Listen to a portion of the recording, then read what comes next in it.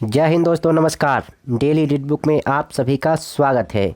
तो कहते हैं कश्ती तूफान से गुजर सकती है, बुझी हुई शम्मा फिर से जल सकती है। कश्ती तूफान से गुजर सकती है, बुझी हुई शम्मा फिर से जल सकती है। हौसला मत हार, हिम्मत रख मेरे यार, तेरी किस्मत कभी भी बदल सकती है। और किस्मत कभी भी तभी बदलेगा जब आप हर दम हर पल लक्ष्य की ओर सोचेंगे, हर पल आप कुछ बनने की ओर सोचेंगे और मेहनत हमेशा करते रहेंगे। तो चलिए आज 1 फरवरी 2021 का पेपर देखेंगे और यह फर्स्ट शिफ्ट का पेपर है और यह NTPC CBT 1 का पेपर है। आज जो हम पेपर देखेंगे वो 63वां पेपर है, यानी इससे पहले हम लोग 62 पेपर का अध्ययन कर चुके हैं। अगर आपने नहीं देखा है तो वीडियो के डिस्क्रिप्शन में प्ले लिस्ट लिंक दिया हुआ है, वहाँ से आप देख सकते हैं। अगर आप चाहते हैं कि पार्ट 1 और पार्ट 2 दोनों का PDF टोटल 125-30 सेट का PDF मिले तो वीडियो के डिस्क्रिप्शन में ही टेलीग्राम लिंक दिया हुआ है, वहाँ से आप दोनों PDF को डाउनलोड कर सकते हैं। अगर एक PDF पहले डाउनलोड कर लिए हैं तो कोई बात नहीं, दूसरा कर लीजिए। तो चलिए स्टार्ट करते हैं। और इस वीडियो में हम लोग जनरल अवेयरनेस के प्रश्नों को देखेंगे और यह MCQ प्रश्न है। और आप सोचते हैं कि इस सिर्फ यही प्रश्न पढ़ने से आप पास हो जाएंगे, तो गलत सोचते हैं। कोई भी ये कहता है तो बेवकूफ़ बना रहा है। इस प्रश्न से आप कतई पास नहीं होंगे, जबकि एक आइडिया लगेगा, एक दिशा धारा तय करने के लिए एक प्लान की ज़रूरत है। तो वह प्लान बनाने में ये मदद करेगा। और कुछ प्रश्न 10-5% ये रिपीट होते हैं, तो वो फ़ायदा हो सकता है। इसलिए आप इस वीडियो को देखिए, इसमें कौन से प्रश्न आ रहे हैं उस टॉपिक को क्लियर कीजिए, उस टॉपिक से पढ़िए।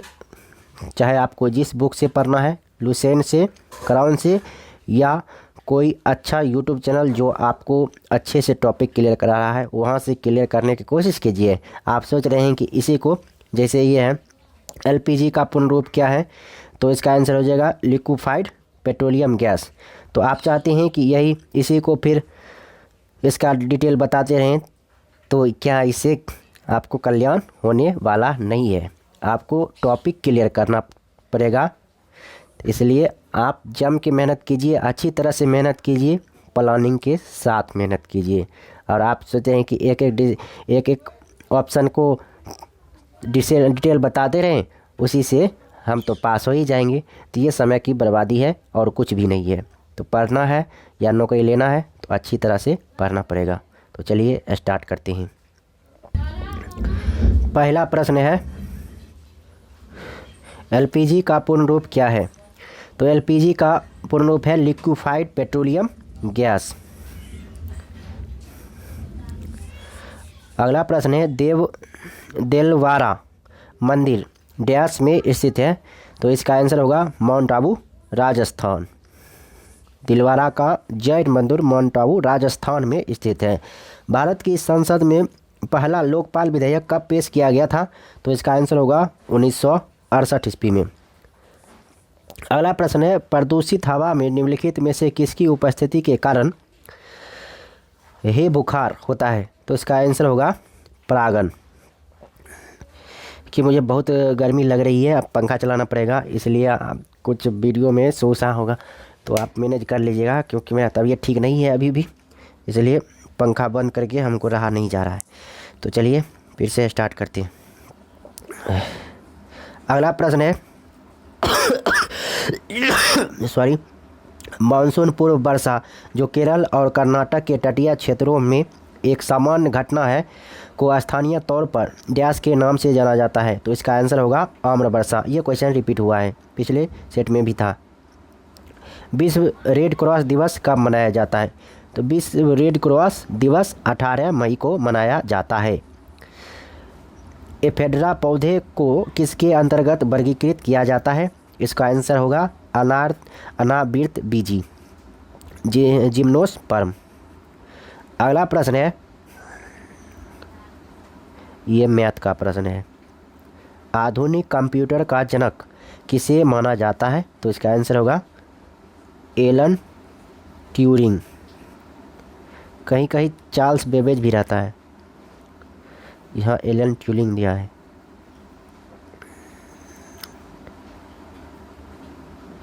अक्टूबर 2020 तक प्राप्त जानकारी के अनुसार भारत में सार्वजनिक क्षेत्रों के बैंकों की संख्या कितनी है? तो इसका आंसर होगा 12।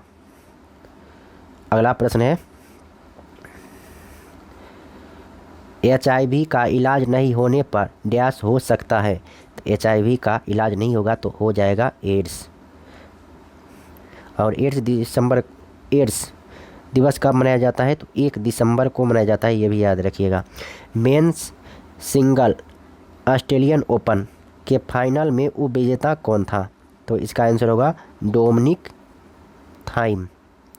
अगला प्रश्न है, नमक पर ब्रिटिश एकाधिकार का विरोध करने के लिए गांधी जी ने किस वर्ष में समुद्र तक दांडी मार्च शुरू किया था? तो इसका आंसर होगा दांडी मार्च 1930 ईस्वी में किया गया था। अगला प्रश्न है, निम्नलिखित में से कौन सी भारत की सबसे बड़ी तेल कंपनी है? तो इसका आंसर होगा इंडियन ऑयल कॉरपोरेशन लिमिटेड। अगला प्रश्न है, ये मैथ का प्रश्न है, वर्बली क्वेश्चन हो सकता है। किसी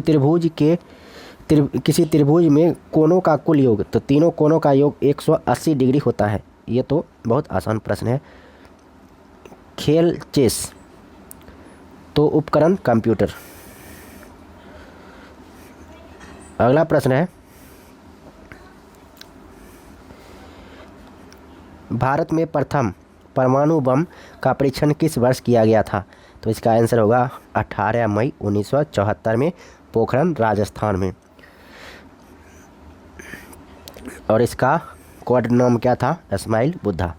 अगला प्रश्न है, भारत में राष्ट्रीय आय की गणना किसके द्वारा की जाती है? तो राष्ट्रीय आय CSO द्वारा किया जाता है, केंद्रीय सांख्यिकी संगठन।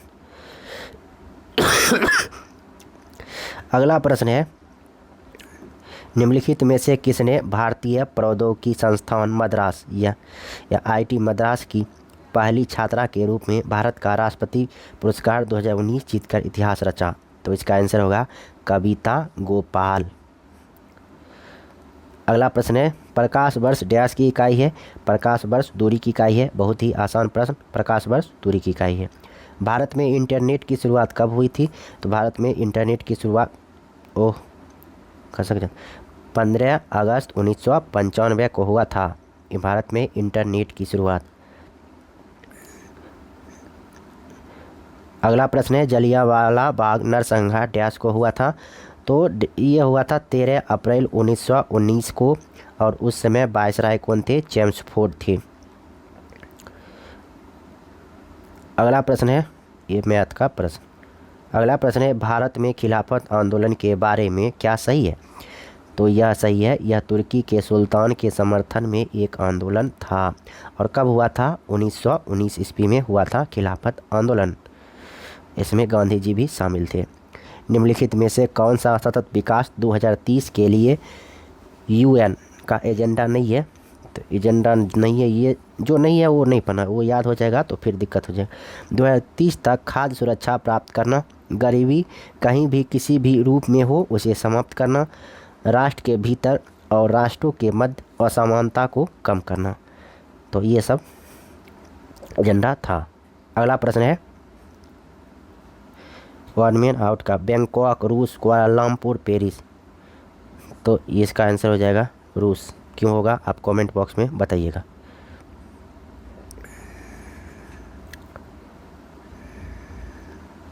सब राजधानी था इसलिए रूस एक देश है।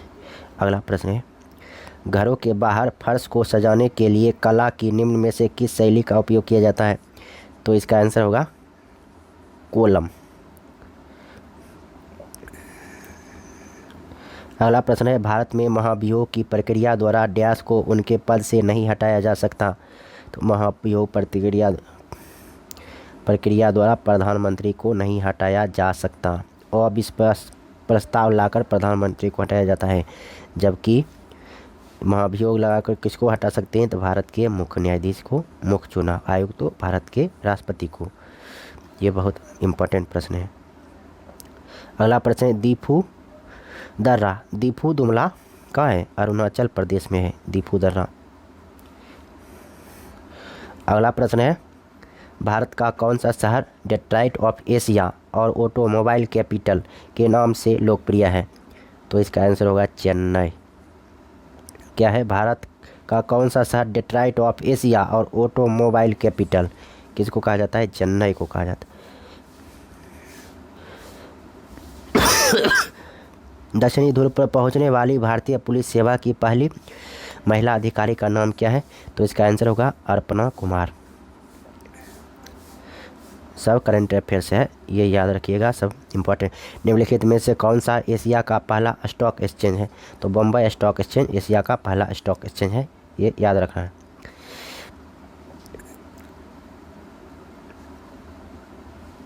अगला प्रश्न कहाँ गया है? चलिए, निम्नलिखित में से कौन से विटामिन में ईस्ट प्रचुर मात्रा में पाया जाता है?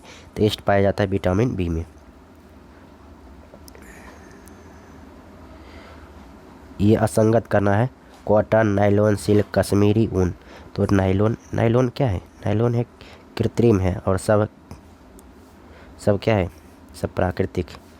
अगला प्रश्न, यंग बंगाल आंदोलन किसने शुरू किया था? तो इसका आंसर होगा हेनरी विवियन ड्यूजियो ने। यंग बंगाल आंदोलन हेनरी विवियन ड्यूजियो। अगला प्रश्न है, भारतीय राष्ट्रीय कांग्रेस की पहली भारतीय महिला अध्यक्ष कौन थी? तो भारतीय राष्ट्रीय कांग्रेस की पहली भारतीय महिला अध्यक्ष सरोजिनी नायडू थी। और सिर्फ महिला अध्यक्ष पूछा जाएगा तो ये होगा एनी बेसेंट। अगला प्रश्न है, चार मीनार निम्नलिखित में से किस शहर में स्थित है? तो चार मीनार हैदराबाद में स्थित है। जिला और न्यायाधीश डैश के सीधे नियंत्रण के अधीन कार्य करता है? तो इसका आंसर होगा राज्य के उच्च न्यायालय। राज्य के उच्च न्यायालय के अधीन जिला या सत्र न्यायाधीश कार्य करता है। पूना समझौते पर किसने हस्ताक्षर किए थे? तो इसका आंसर होगा MK गांधी और BR अम्बेडकर। और पूना समझौता कहाँ हुआ था? तो नर्मदा जेल में हुआ था। अगला प्रश्न है, जीन पियरे हैरिसन द्वारा लिखी गई निम्न में से कौन सी पुस्तक कल्पना चावला के जीवन पर आधारित है? तो इसका आंसर होगा the age of time. The age of time याद रखना है। किसके जीवन पर आधारित है? कल्पना चावला के। अगला प्रश्न है, राज्य के नीति निर्देशक सिद्धांतों का उल्लेख भारतीय संविधान के निम्नलिखित में से किस भाग में किया गया है? तो भारतीय संविधान के भाग 4 में नीति निर्देशक तत्व का वर्णन है। अगला प्रश्न है, वैश्विक खुशहाली रिपोर्ट पहली बार किस वर्ष प्रकाशित हुआ था? तो 2012 में हुआ था वैश्विक खुशहाली रिपोर्ट। अगला प्रश्न है, पेनिसिलिन एक डैश है? पेनिसिलिन एक कवक है।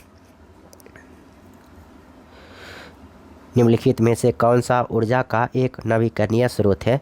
तो आंसर होगा संश्लेषण गैस। अगला प्रश्न है, यह सीलॉक का प्रश्न। चलिए आगे बढ़ते हैं। विश्व के सबसे अधिक प्राकृतिक गैस भंडार किस देश में स्थित है? तो इसका आंसर होगा रूस में स्थित है। अगला प्रश्न है, अब प्रश्न लगता है ख़त्म होगा। 6ठी शताब्दी ईसा पूर्व के प्रारंभ में भगवान महावीर का जन्म निम्नलिखित में से किस स्थान पर हुआ था? तो महावीर का जन्म हुआ था वैशाली में। सारनाथ में गौतम बुद्ध ने प्रथम उपदेश दिए थे।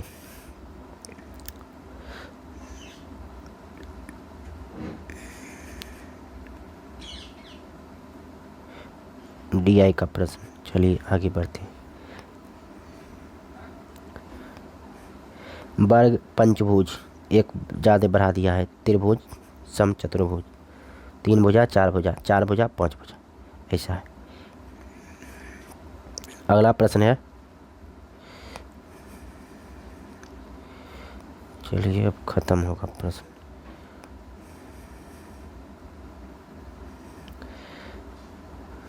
क्या करें पूछ रहा है, विकल्पों में सूचीबद्ध 4 प्रकाशनों में 3 किसी प्रकार से संगत हैं और 1 असंगत। वर्ड में आउट का प्रश्न है।